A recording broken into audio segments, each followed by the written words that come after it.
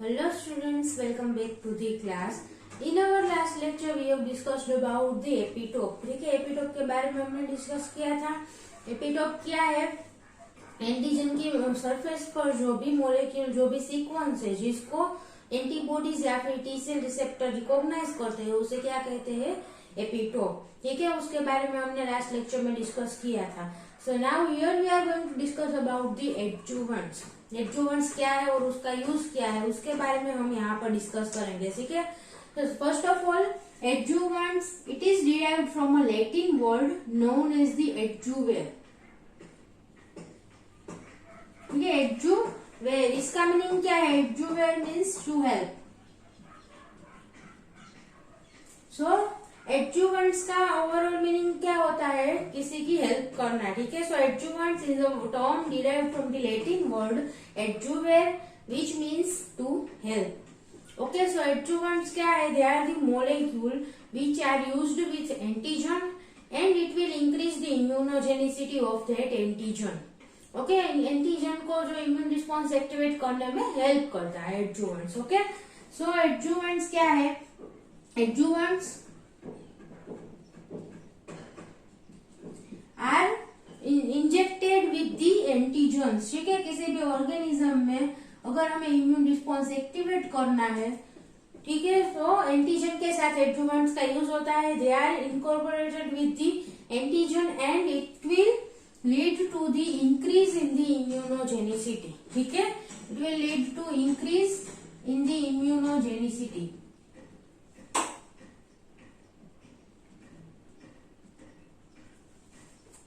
ठीक है, so adjuvants क्या है? Adjuvants are the molecules that are used with the antigen to increase the immunogenicity of antigen. Okay, इसकी मदद से क्या होगा? एंटीजन की जो इम्यून रिस्पॉन्स को एक्टिवेट करने की एबिलिटी है वो इंक्रीज होगी. ठीक है, ज्यादा इम्यून रिस्पॉन्स एक्टिवेट होगा. एंड एडजुवेंट्स किस कंडीशन में यूज किए जाते हैं? They are mainly useful whenever there is the lower the antigen concentration. ठीक है, कब यूज होगा? जब भी एंटीजन कंसेंट्रेशन है वो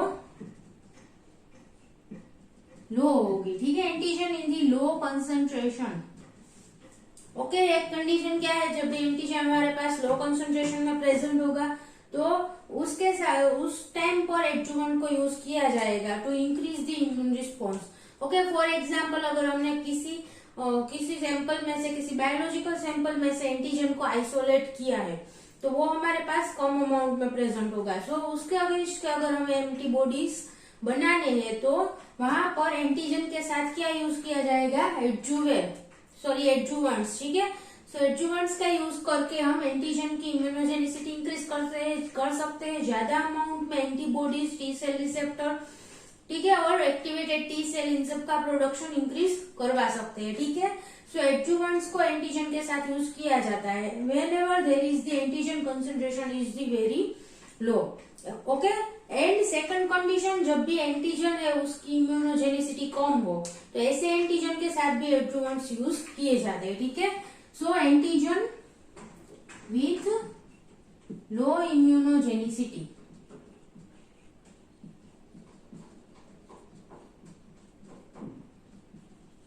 okay, this is the first condition. Second, mainly ये दोनों कंडीशन में एडजुवेंट्स का यूज होता है जब भी एंटीजन कम कंसंट्रेशन में हमारे पास प्रेजेंट हो या फिर antigen with the low immunogenicity. ठीक है, एंटीजन ऐसा हो जिसकी इम्यूनोजेनिसिटी कम हो, उसकी इम्यून रिस्पॉन्स को एक्टिवेट करने की एबिलिटी कम हो, तो ऐसे एंटीजन के साथ एडजुवेंट्स का यूज किया जाता है. ठीक है, सफिशिएंटली इम्यून रिस्पॉन्स एक्टिवेट हो उसके लिए. Okay, now adjuvants are also very important in during the process of the vaccination. Okay, vaccination के टाइम पे भी एडजुवेंट्स का यूज होता है. वैक्सीनेशन या फिर उसे क्या दूसरा कह सकते हैं? इम्यूनाइजेशन. ठीक है, वैक्सीनेशन और इम्यूनाइजेशन दोनों ही सेम है. सो इसका मीनिंग क्या है? वैक्सीनेशन में क्या होता है? कोई पर्टिकुलर बैक्टीरिया है तो उसके अगेंस्ट में हमारे बॉडी में इम्यून रिस्पॉन्स एक्टिवेट किया जाता है आर्टिफिशियली, और हमारे बॉडी में सारे के सारे जो memory B cells, memory T cells, उन सबका जनरेशन होता है बाय प्रोसेस ऑफ वैक्सीनेशन. ठीक है, एंड इम्यूनाइजेशन, दोनों सेम ही टर्मिनोलॉजी है, ठीक है। वैक्सीनेशन को हमारे इम्यूनोलॉजी की टर्म में क्या कहते हैं, इम्यूनाइजेशन। ओके, सो वैक्सीनेशन के टाइम पे जब भी एंटीजन हो उसके साथ एडजुवेंट्स का यूज होता है कि ज्यादा अमाउंट में इम्यून रिस्पॉन्स एक्टिवेट हो और वैक्सीनेशन है वो ज्यादा सक्सेसफुल हो, ठीक है। सो एडजुवेंट्स का यूज करके हम वैक्सीन को ज्यादा क्या बना सकते हैं, सक्सेसफुल बना सकते हैं और मोर एफिशिएंट वैक्सीन तैयार कर सकते हैं by the use of the adjuvants. Okay, अगर एंटीजन, सो इन 3 कंडीशन में मेनली एडजुवेंट्स का यूज होता है। कहाँ कहाँ पर, एंटीजन जब भी हमारे पास अगर लो कंसेंट्रेशन में प्रेजेंट हो तो उसके साथ एडजुवेंट यूज करके हम उसके अगेंस्ट के एंटीबॉडीज या फिर एक्टिवेटेड टी सेल्स सिंथेसाइज कर सकते हैं, ठीक है, दूसरे ऑर्गेनिजम्स में। Then antigen with the low immunogenicity, अगर कोई एंटीजन की इम्यूनोजेनिसिटी कम है तो उसके अगेंस्ट में इम्यून रिस्पॉन्स एफिशिएंटली एक्टिवेट हो, उसके लिए हम एडजुवेंट्स का यूज कर सकते हैं, ठीक है। And the third is the during the time of the vaccination it is very important, ठीक है। वैक्सीन कितनी पोटेंशियल है या फिर वैक्सीन की क्या एबिलिटी है, क्या इम्यूनोजेनिसिटी है, वो यहाँ पर वैक्सीनेशन के टाइम पर बहुत इंपॉर्टेंट है, ठीक है। वैक्सीन ज्यादा, वैक्सीन के जो एंटीजन है उसकी इम्यूनोजेनिसिटी जितनी ज्यादा होगी उतनी वो वैक्सीन ज्यादा एफिशिएंट होगी, ठीक है। सो उसकी इम्यूनोजेनिसिटी इंक्रीज करने के लिए एडजुवेंट्स का यूज किया जाता है। During the time of vaccination antigen के साथ एडजुवेंट्स को मिक्स किया जाता है। क्लियर? सो एडजुवेंट्स क्या है, एक बार रिपीट कर लेते हैं। They are the substances which used with the antigen to increase its immunogenicity, ठीक है। एडजुवेंट्स एक टाइप के सब्सटेंसेस है जो हम एंटीजन के साथ यूज कर सकते हैं जब भी आर्टिफिशियल कोई इम्यून रिस्पॉन्स एक्टिवेट करना होता है हमें, ठीक है। किसी भी ऑर्गेनिज्म में आर्टिफिशियल इम्यून रिस्पॉन्स एक्टिवेट करवाना होता है तो एंटीजन के साथ हम एडजुवेंट्स यूज कर सकते हैं, ठीक है। जब भी एंटीजन को इंजेक्ट करे उसके साथ एडजुवेंट्स को भी मिक्स कर देते हैं। सो it will increase the immunogenicity of the antigen. Antigen के अगेंस्ट में जो भी एंटीबॉडीज फॉर्म होते हैं या फिर एक्टिवेटेड टी सेल्स फॉर्म हो गए तो उनकी कंसंट्रेशन इंक्रीज होगी, ठीक है। इम्यून रिस्पॉन्स ज्यादा एक्टिवेट होगा by use of the adjuvant. Okay, so adjuvant का मेन यूज क्या है, to increase the immunogenicity of antigen. कौन कौन सी कंडीशन में एंटीजन एडजुवेंट्स यूज करते हैं हम? सो फर्स्ट, अगर हमारे पास एंटीजन लो कंसंट्रेशन में है या फिर जो एंटीजन है उसकी इम्यूनोजेनिसिटी कम है या फिर during the time of the vaccination, क्योंकि वैक्सीनेशन की प्रोसेस में इम्यून रिस्पॉन्स ज्यादा एक्टिवेट हो तो वो वैक्सीन ज्यादा एफिशिएंट है ऐसा माना जाता है, ठीक है। सो वैक्सीनेशन में भी एंटीजन के साथ हम एडजुवेंट्स का यूज करते हैं। Now the adjuvants are first used by the Pasteur, ठीक है, ये बात याद रखना, first used by Pasteur in 1877। Okay, 1877 में फर्स्ट टाइम पास्चर ने क्या यूज किया था, एडजुवेंट्स को यूज किया था। Clear? Now the significance of the adjuvants, adjuvants के क्या क्या सिग्निफिकेंस है, ठीक है। So first, it protect the immunogen from its rapid removal and break down in the body, ठीक है। जो भी इम्यूनोजन हमने बॉडी में एंटर करवाया है उसका रैपिड रिमूवल, ठीक है, उसको बॉडी में से या फिर ब्लड सर्कुलेशन में से इजीली रिमूव न हो जाए, ठीक है, उसको रैपिडली रिमूव न हो जाए, वो फंक्शन किसका है, एडजुवेंट का, ठीक है। It will help the immunogen to keep for the longer time in the system of the organism, ठीक है। जिस भी ऑर्गेनिज्म में हमने इम्यूनोजन को इनोकुलेट किया है तो उसके अंदर लंबे समय तक इम्यूनोजन प्रेजेंट रहे, ये इसमें क्या कौन हेल्प करेगा, एडजुवेंट्स, ठीक है। And break down in the body, ठीक है, इम्यूनोजन का ब्रेक डाउन भी नहीं होने देगा adjuvant. So it protect immunogen from its rapid removal होने से बचाएगा and also the protect from its break down, ठीक है, उसका ब्रेक डाउन भी नहीं होने देगा क्योंकि इम्यूनोजन के साथ जब भी एडजुवेंट बाइंड होगा तो वो उसे रिमूव भी नहीं होने देगा और उसका ब्रेक डाउन भी इजीली नहीं हो पाएगा। सो एंटी इम्यूनोजन है वो ज्यादा समय तक बॉडी में प्रेजेंट रहेगा और उसकी वजह से क्या होगा कि ज्यादा समय तक इम्यून रिस्पॉन्स एक्टिवेट रहेगा, ठीक है। B cell T cell activation long time तक चालू रहेगा। So second, It increases the concentration and persistence of the circulating antibodies. Antibodies का कंसंट्रेशन इंक्रीज करेगा क्योंकि इम्यून रिस्पॉन्स इंक्रीज करने में हेल्प करता है एडजुवेंट, ठीक है। सो इम्यून रिस्पॉन्स एक्टिवेट होगा, ज्यादा बी सेल एक्टिवेट हो गए, ज्यादा प्लाज्मा सेल्स फॉर्म हो गए और उसके प्रोडक्ट के रूप में ज्यादा अमाउंट में एंटीबॉडीज प्रोड्यूस हो गए, ठीक है। So it will increase the concentration and persistence. Antibodies ज्यादा समय तक प्रेजेंट भी रहेंगे क्योंकि एंटीजन यानी कि इम्यूनोजन बॉडी में ज्यादा समय तक प्रेजेंट रहता है, उसकी वजह से क्या होगा, ज्यादा समय तक एंटीबॉडीज भी प्रेजेंट रहेंगे, ठीक है। So it will increase the concentration and persistence of circulating antibodies, okay. Then reduces the optimum effective dose. Optimum effective dose का मीनिंग क्या है कि मैक्सिमम कितना, मिनिमम कितना डोज हमें देना चाहिए, ठीक है। कि कोई भी इम्यून रिस्पॉन्स एक्टिवेट करवाना है अगर किसी एंटीजन के अगेंस्ट में, तो इसका मिनिमम इतना डोज तो हमें देना ही चाहिए, ठीक है।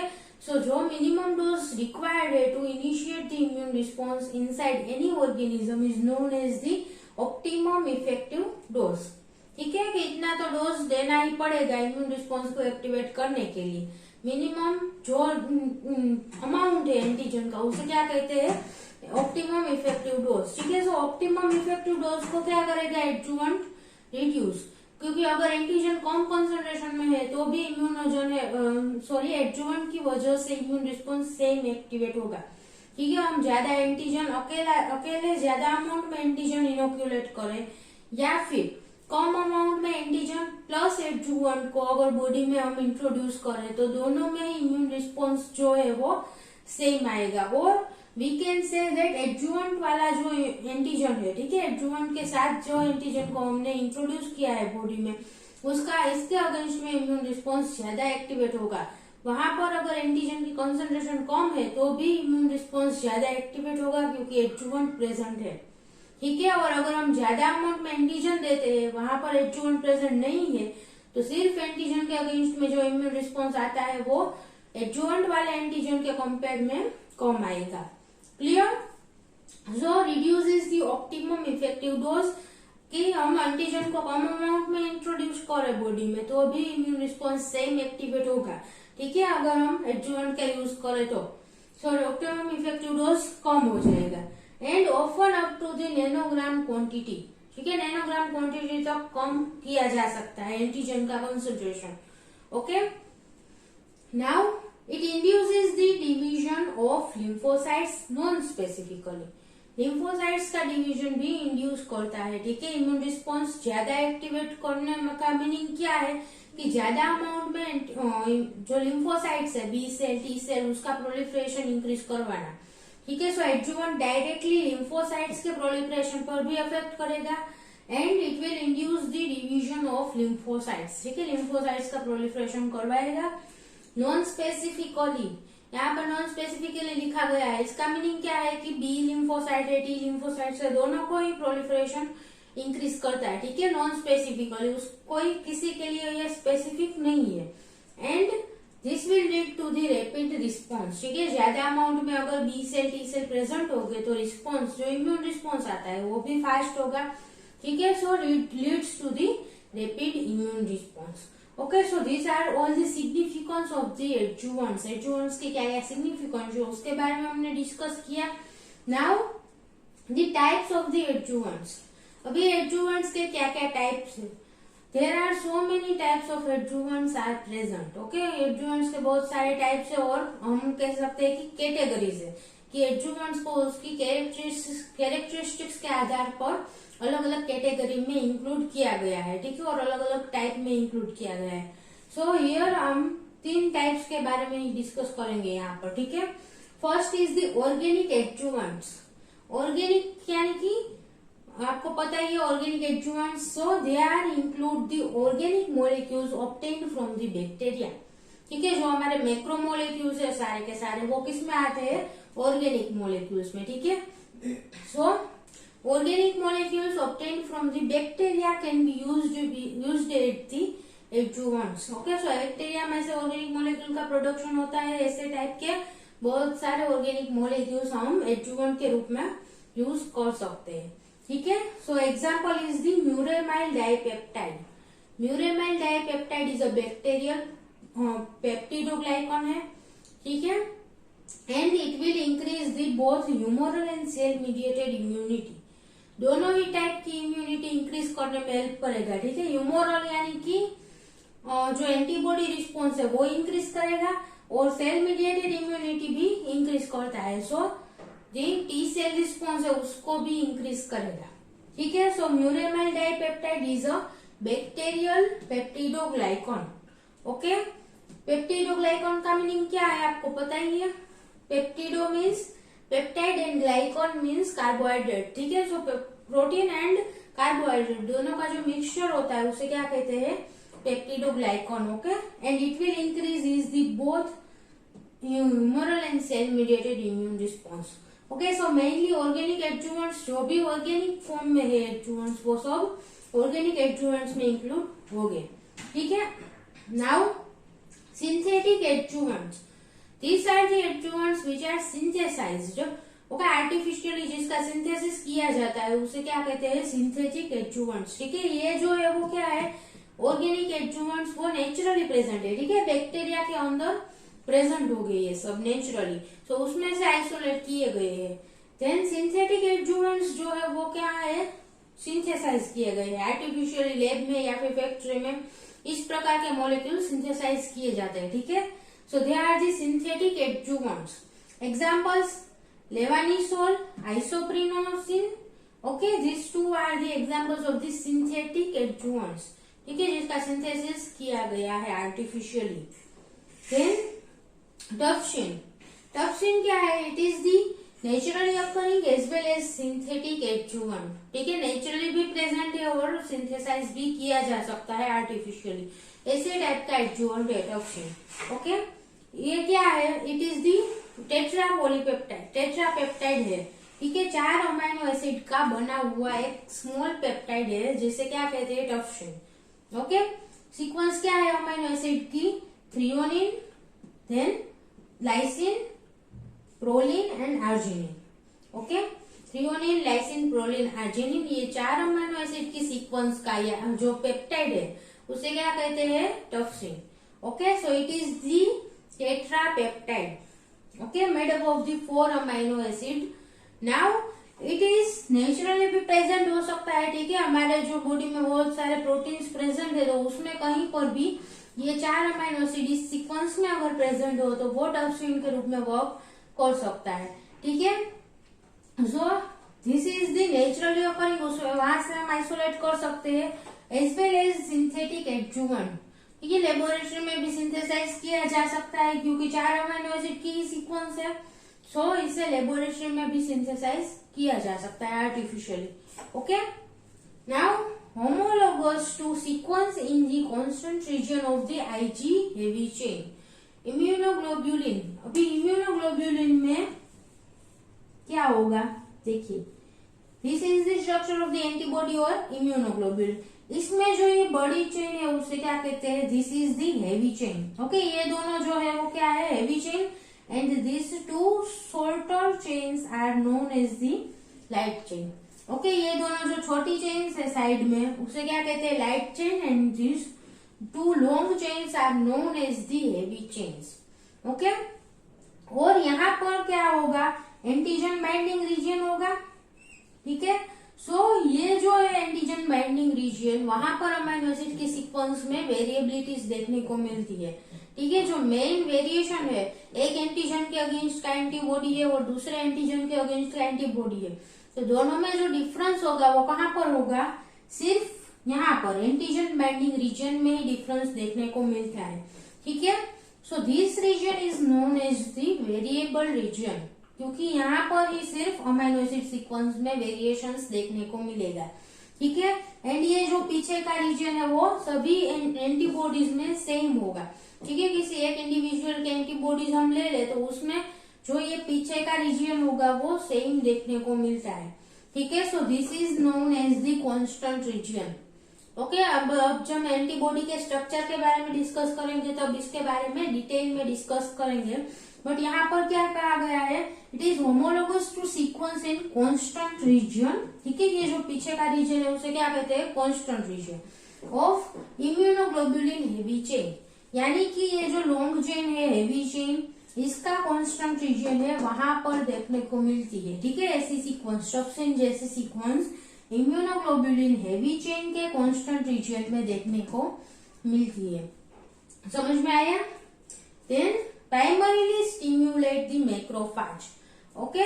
ये जो टॉक्सिन है वो क्या, इसका फंक्शन क्या है, वो प्राइमरीली मैक्रोफेज को स्टिम्युलेट करता है। So since it occurs naturally it probably has a physiologic role in host defence, ठीक है। ये नेचुरली भी ऑर्गेनिज्म में देखने को मिलता है टॉक्सिन। सो इसका कोई role, physiologic role immune defence में भी होगा, ठीक है। होस्ट की जो इम्यून डिफेंस मैकेनिज्म है उसमें भी इसका कोई ना कोई रोल होगा, ठीक है। ये मैक्रोफेज को स्टिमुलेट करता है, तो जो नॉर्मल कंडीशन में भी जो जिस भी सेल के अंदर, जिस भी ऑर्गेनिज्म के अंदर टॉक्सिन प्रेजेंट है, वहां पर इम्यून रिस्पॉन्स एक्टिवेट करने में हेल्प करता है, ठीक है। सो नॉर्मली होस्ट की जो डिफेंस मैकेनिज्म है उसमें भी ये हेल्प करेगा, ठीक है। और अगर हम आर्टिफिशियल यूज करना चाहिए तो भी कर सकते हैं इम्यून रिस्पॉन्स को एक्टिवेट करने के लिए, बट नेचुरली ऑर्गेनिज्म के अंदर प्रेजेंट है तो नेचुरली भी उसका डिफेंस मैकेनिज्म में रोल है, ठीक है। मैक्रोफेज को एक्टिवेट करके वो इम्यून डिफेंस में हेल्प करेगा। Clear? So these are the main 3 types of the adjuvants. इसके अलावा भी टाइप हो सकते हैं लाइक इनऑर्गेनिक एडजुवेंट्स, ठीक है। 3 are most important: organic adjuvants, synthetic adjuvants and toxin. Okay, ये तीनों को आपको याद रखना है। Clear? Now here are the some examples of the commonly used adjuvants. ठीक है, commonly कौन से टाइप के adjuvants यूज होते हैं? So first, incomplete Front's adjuvant. ठीक है, इसका मीनिंग क्या है? There are 2 type of the Front's adjuvant: incomplete and complete. Okay, front adjuvant इसलिए कहा जाता है क्योंकि फ्रॉन्ट नाम के साइंटिस्ट ने इसे डेवलप किया था, ठीक है। इसकी डिस्कवरी इसके द्वारा हुई थी कि ये भी हम एडजुवेंट के रूप में यूज कर सकते हैं। ये फ्रॉन्ट ने डिस्कवर किया था, इसीलिए उसे क्या फ्रॉन्ट एडजुवेंट के रूप में जाना जाता है, ठीक है। So there are 2 type of the Freund adjuvant: incomplete and complete. Okay, incomplete क्या है? Emulsion of water in oil, ठीक है। वाटर एंड ऑयल दोनों का इमल्शन जो हम फॉर्म करते हैं, ठीक है, दोनों को मिक्स करके जो इमल्शन फॉर्म होता है वो भी एडजुवेंट के रूप में यूज किया जा सकता है, ठीक है। And the second is the complete front adjuvant. इसका मीनिंग क्या है कि इनकम्प्लीट फ्रॉन्ट एडजुवेंट उसके साथ में नॉन पैथोजेनिक माइकोबैक्टीरिया उसका भी यूज होगा, ठीक है। So water in oil, water oil emulsion plus mycobacteria, ये तीनों को मिक्स करके जो एडजुवेंट फॉर्म होता है उसे क्या कहते हैं? Complete front adjuvant. ओके, यहाँ पर माइकोबैक्टीरिया नहीं होगा इनकम्प्लीट एडजुवेंट में, so it is known as the incomplete Freund adjuvant. Okay, and non pathogenic strain mycobacteria की यूज की जाएगी क्योंकि उसकी वजह से कोई डिजीज ना हो जाए, ठीक है। हीट किल्ड होगा या फिर ड्राइड होगा सेल, ठीक है। So non-pathogenic mycobacteria are used with water and oil and the cell wall of the glycolipid, cell wall glycolipid, ठीक है। माइकोबैक्टीरिया के सेल वॉल में जो ग्लाइकोलिपिड है उसकी वजह से इम्यून रिस्पॉन्स ज्यादा एक्टिवेट होगा, ठीक है। ग्लाइकोलिपिड इम्यून रिस्पॉन्स को एक्टिवेट करने में या फिर इम्यून रिस्पॉन्स को एनहांस करने में हेल्प करेगा। सो इनकम्प्लीट फ्रॉन्ट एडजुवेंट क्या है? वाटर एंड ऑयल दोनों का इमल्शन जो फॉर्म होता है उसे क्या कहते हैं? Incomplete Freund adjuvant. And complete front adjuvant का मीनिंग क्या है? Water and oil. इनकम्प्लीट में जो आता है वो तो होगा ही, water plus oil and plus mycobacterial culture. Okay, so ये सभी एडजुवेंट किस प्रकार वर्क करते हैं वो हम अभी देखेंगे, ठीक है। अभी ये एग्जाम्पल्स देख लेते हैं।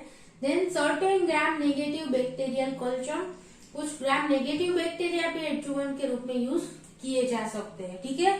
देन एलम, फटकड़ी जिसे हम कहते हैं, ठीक है, एलम। देन एल्यूमिनियम हाइड्रोक्साइड और एल्यूमिनियम फॉस्फेट, ठीक है, ये भी एडजुवेंट के रूप में यूज किया जा सकता है, एल्यूमिनियम हाइड्रोक्साइड और aluminium phosphate. Okay, and mineral oil. Generally जो हमारी ह्यूमन में वैक्सीनेशन के लिए जो भी एडजुवेंट यूज होता है मेनली मिनरल ऑयल यूज होगा। ठीक है, ह्यूमन में जो वैक्सीनेशन की प्रोसेस में एडजुवेंट यूज होता है वो कौन सा है? Mineral oil. ठीक है, commonly used with human vaccine. कोई भी एंटीजन को ह्यूमन के अंदर इंट्रोड्यूस करवाना है और इंजेक्ट करवाना है तो वहां पर मिनरल ऑयल का यूज कॉमनली होता है। Okay, so this are the some examples of the commonly used adjuvants. Now the mode of action of adjuvants. ठीक है, किस प्रकार एडजुवेंट है वो इम्यूनोजेनिसिटी को इंक्रीज करता है। So first of all, some adjuvants will affect the way in which antigen is presented.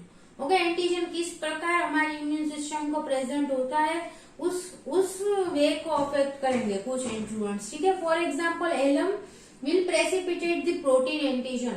अगर प्रोटीन एंटीजन प्रेजेंट है तो एलम क्या करेगा? उसको प्रेसिपिटेशन करवा देगा। ठीक है, सोल्यूबल फॉर्म में जो भी एंटीजन प्रेजेंट है उसका प्रेसिपिटेशन हो जाएगा। इसकी वजह से वो इनसोल्यूबल फॉर्म में आ जाएंगे। सो it will be easily detected by the immune cells. हमारे इम्यून सिस्टम के कंपोनेंट्स के द्वारा वो इजीली डिटेक्ट हो पाएगा। ठीक है, अगर प्रेसिपिटेट फॉर्म में आ गया है तो सो it will increase the immune response. Overall immune response active increase होगा। ठीक है, ज्यादा अमाउंट में एंटीजन डिटेक्ट कर पाएगी immune system, so immune response increase होगा। Some adjuvants prevent the rapid removal of antigen from the local tissue. ठीक है, कुछ एडजुवेंट्स क्या करते हैं? एंटीजन को एब्जॉर्ब कर लेंगे। ठीक है, अपने अंदर एब्जॉर्ब कर लेते हैं। सो उसकी वजह से क्या होगा? एंटीजन का रैपिड रिमूवल नहीं हो पाएगा। ठीक है, सो रैपिड रिमूवल नहीं होगा एंटीजन का, उसकी वजह से ज्यादा टाइम तक एंटीजन है वो बॉडी में प्रेजेंट रहेगा और ज्यादा टाइम तक इम्यून रिस्पॉन्स एक्टिवेटेड रहेगा। ठीक है, सो एंटीजन को किस प्रकार अफेक्ट करते हैं? उसका प्रेसिपिटेशन करवा सकता है या फिर उसका रैपिड रिमूवल है उसको स्टॉप करवा सकता है एडजुवेंट। ओके, ज्यादातर एडजुवेंट है वो यहाँ पर अफेक्ट नहीं करेंगे, एंटीजन प्रेजेंटेशन पर अफेक्ट नहीं करते हैं। जो most of the antigens will affect on the way in which host immune response act. Okay, host immune response जो है और होस्ट की जो इम्यून सिस्टम है उस पर अफेक्ट करेंगे। ठीक है, लाइक बी सेल के एक्टिवेशन करवाएंगे, टी सेल का एक्टिवेशन करवाएंगे और मैक्रोफेज का एक्टिवेशन होगा। ठीक है, सो ज्यादातर एडजुवेंट्स कहाँ पर अफेक्ट करते हैं? होस्ट की इम्यून सिस्टम पर डायरेक्टली। ठीक है, एंटीजन पर कोई अफेक्ट नहीं होगा, एंटीजन के स्ट्रक्चर में कोई चेंजेस नहीं होगा, कुछ चेंजेस नहीं होगा। ठीक है, वो डायरेक्टली जाके होस्ट की इम्यून सिस्टम को एक्टिवेट करता है। Okay, so liposomes. अभी लाइपोसोम्स क्या है? Liposomes are the vacuoles. ठीक है, vacuoles formed by the phospholipid bilayer. ठीक है, फॉस्फोलिपिड बाइलेयर की जो पूरी की पूरी वैक्यूल बनती है उसे क्या कहते हैं? Liposome. Okay, so liposomes will also work as the adjuvant. किस प्रकार से? It will work as the storage vacuole for the antigen. ठीक है, इसके अंदर एंटीजन हम पैक करवा सकते हैं। ठीक है, लाइपोसोम के अंदर एंटीजन को पैक करके बॉडी में इंट्रोड्यूस करवा सकते हैं। ओके, सो उसकी वजह से क्या होगा? Slowly release the antigen into the blood stream. Okay, इस लाइपोसोम में से स्लोली एंटीजन का रिलीज होगा। ओके, धीमे धीमे कुछ अमाउंट में एंटीजन लाइपोसोम से बाहर आएगा और ब्लड स्ट्रीम में रिलीज करवाएंगे। Okay, so it can also it will leads to the लंबे समय तक ये जो एंटीजन है वो ब्लड में प्रेजेंट रहेगा। ठीक है, यहाँ पर आया ब्लड में और डायरेक्टली रिमूव हो गया, ऐसा नहीं होगा, इसके अंदर एंटीजन प्रेजेंट है। सो जब तक एंटीजन यहाँ से बाहर निकलता रहेगा धीमे धीमे तब तक इम्यून रिस्पॉन्स एक्टिवेट रहेगा। Okay, so it will increase the time of the immune response. कितने समय तक इम्यून रिस्पॉन्स एक्टिवेटेड रहता है उसका टाइम इंक्रीज होगा। ठीक है, and it can also enter into the macrophage. ये जो लाइपोसोम है वो मैक्रोफेज के अंदर भी एंटर कर सकता है और उसके अंदर जाके इम्यून रिस्पॉन्स एक्टिवेट करवाएगा। ठीक है, मैक्रोफेज का एक्टिवेशन करवाएगा मैक्रोफेज के अंदर जाकर। सो it can also enter into the macrophage and behave like the immunogenic manner. Okay, उसके अंदर इम्यूनोजन के रूप में वर्क करके मैक्रोफेज का एक्टिवेशन करवाता है। Next, it's stimulate the macrophages. ठीक है, बहुत सारे एडजुवेंट्स डायरेक्टली मैक्रोफेज को स्टिम्युलेट भी करते हैं and it will provide. Macrophage का एक्टिवेशन हुआ तो उसके बाद क्या होगा? It provides the signal for the activation and proliferation of the lymphocytes. Okay, macrophage activate हो गया है तो वो लिम्फोसाइट्स के एक्टिवेशन प्रोलिफरेशन के लिए सिग्नल्स पास करेगा, ठीक है, जो साइटोकाइन्स है वो रिलीज करवाएगा, और मैक्रोफेज में से सिग्नल्स पास हो गए टू द लिम्फोसाइट्स तो उसका एक्टिवेशन होगा, उसका प्रोलिफरेशन होगा और इम्यून रिस्पॉन्स एक्टिवेट होगा, ठीक है। So adjuvants can affect both, antigen को भी अफेक्ट कर सकता है और डायरेक्टली होस्ट की इम्यून सिस्टम को भी अफेक्ट कर सकता है। So this is the some mode of actions of the adjuvants. Okay, यहाँ पर आपकी बुक में एक टेबल दिया गया है, एडजुवेंट्स अलग अलग टाइप के एडजुवेंट्स एक तरफ लिखे हैं और दूसरी तरफ है मोड ऑफ एक्शन, ठीक है। मेन जो मोड ऑफ एक्शन है 3 उसके बारे में लिखा है। First is the prolongs the antibody persistence, ठीक है, ज्यादा टाइम तक एंटीबॉडी हमारे ब्लड में प्रेजेंट रहेगी, ठीक है, उसको एंटीबॉडी का जो टाइम है ज्यादा इंक्रीज करेगा, ठीक है। Second is the induces the granuloma. Granuloma का मीनिंग क्या है, मास ऑफ द मैक्रोफेजेस, ठीक है, बहुत सारे मैक्रोफेज अगर कोई जगह पर इकट्ठा हुए जमा हो गए तो उसे क्या कहते हैं, granuloma. Okay, so induces the granuloma यानी कि मैक्रोफेजेस का एक्टिवेशन करवाता है। And third is the stimulate the lymphocyte, okay, lymphocytes का डायरेक्टली स्टिम्युलेशन होगा। सो यहाँ पर एडजुवेंट एक तरफ लिखे गए और दूसरी तरफ है मोड ऑफ एक्शन, कि कौन से एडजुवेंट से किस मोड ऑफ एक्शन के थ्रू वर्क होता है, ठीक है, कौन सा एडजुवेंट किस प्रकार वर्क करता है, ये तीनों में से कौन कौन सी मैकेनिज्म है वो एडजुवेंट यूज करेगा। सो ये टेबल लिखा गया है कि फॉर एग्जाम्पल अभी यहाँ पर है फ्रूट्स इनकम्प्लीट एडजुवेंट, तो उसमें क्या होगा, it will prolong the antibody persistence, ठीक है, ज्यादा टाइम तक एंटीबॉडीज प्रेजेंट भी रहेंगे बॉडी में। And second, it induces the granuloma, macrophage को भी एक्टिवेट करता है, सो ग्रेन्युलोमा का भी इंड्यूस करेंगे, ठीक है। And also it will not stimulate the lymphocyte, ठीक है, लिम्फोसाइट में डेस किया गया है, माइनस किया गया है, इसका मीनिंग क्या है कि वो लिम्फोसाइट्स को एक्टिवेट नहीं करते, ठीक है। इस प्रकार से यहाँ पर सभी एडजुवेंट्स के बारे में लिखा है, ये आप एक बार देख लेना, ठीक है, ये याद रखने की जरूरत नहीं है, बस यहाँ पर सिर्फ एग्जाम्पल के लिए लिखा गया है कि एक जो एडजुवेंट है वो एक से ज्यादा भी मोड ऑफ एक्शन के थ्रू वर्क कर सकता है। Okay, so students, thank you so much for watching this video, and if you have any doubt in adjuvants then please ask in the comment box. Thank you.